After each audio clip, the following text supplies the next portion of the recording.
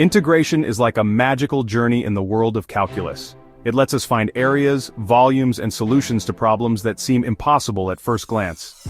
Imagine trying to calculate the area of a curved shape.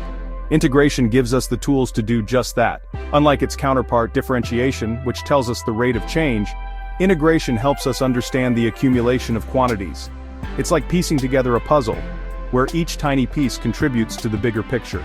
The beauty of integration lies not just in its ability to solve complex problems, but also in its elegance and simplicity. With a few basic rules and a dash of creativity, we can unlock a whole new level of mathematical understanding. So fasten your seatbelts as we embark on this exciting journey to master the art of integration. Before we dive into complex problems, let's equip ourselves with the essential tools of the trade. The fundamental integration rules. These rules are like the building blocks of a magnificent structure, each one crucial for the integrity of the whole. The most basic rule is the power rule. Just like its differentiation counterpart, it states that the integral of x to the power of n is x to the power of n plus 1 divided by n plus 1, where n is any real number except -1. Think of it as reversing the power rule of differentiation. Another important rule is the constant multiple rule. It simply states that the integral of a constant multiplied by a function is equal to the constant multiplied by the integral of the function. In other words, constants can be pulled out of the integral sign. We also have the sum and difference rules, which tell us that the integral of a sum or difference of functions is equal to the sum or difference of their integrals. These rules allow us to break down complex integrals into smaller, more manageable pieces.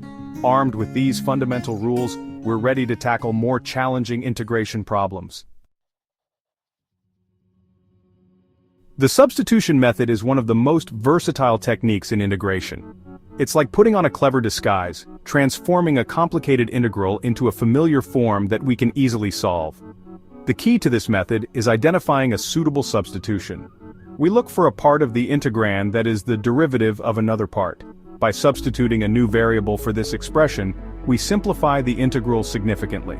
For example, consider the integral of 2x times e to the power of x squared. Here we notice that 2x is the derivative of x squared, so we can substitute u equals x squared. Then, do over dx equals 2x, which means do equals 2x dx. Now our integral becomes the integral of e to the power of u do, a much simpler form that we know how to solve. The substitution method is a powerful tool that can often turn seemingly impossible integrals into manageable ones. It's like having a secret weapon in our integration arsenal.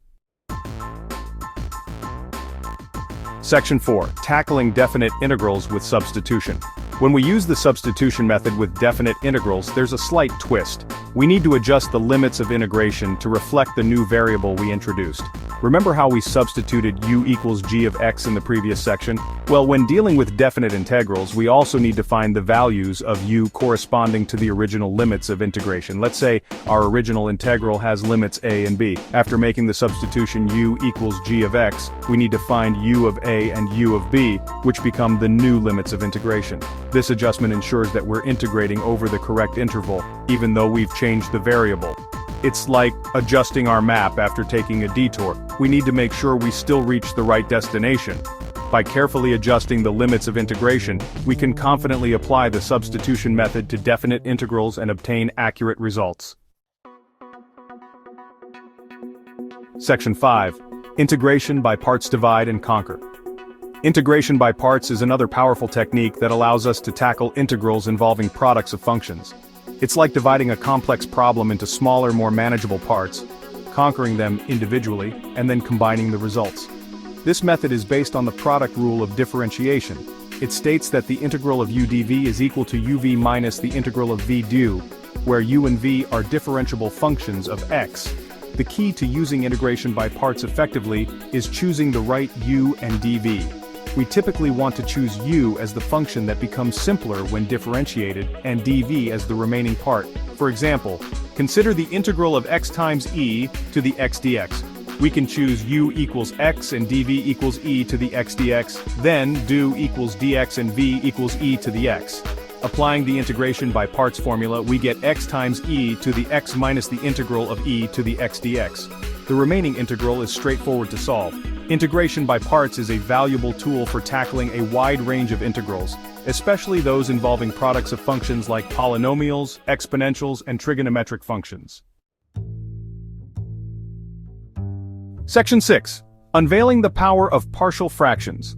Partial fractions decomposition is a technique used to integrate rational functions, which are fractions where the numerator and denominator are polynomials.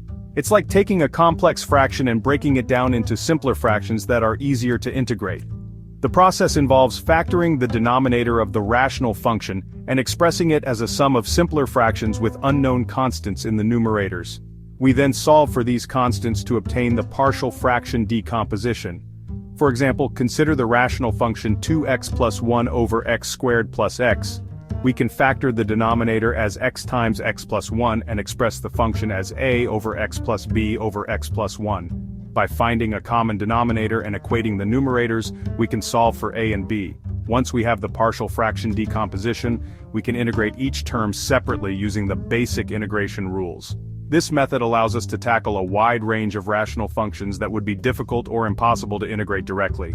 Partial fractions decomposition is a powerful technique that expands our integration capabilities to include a whole new class of functions: rational functions.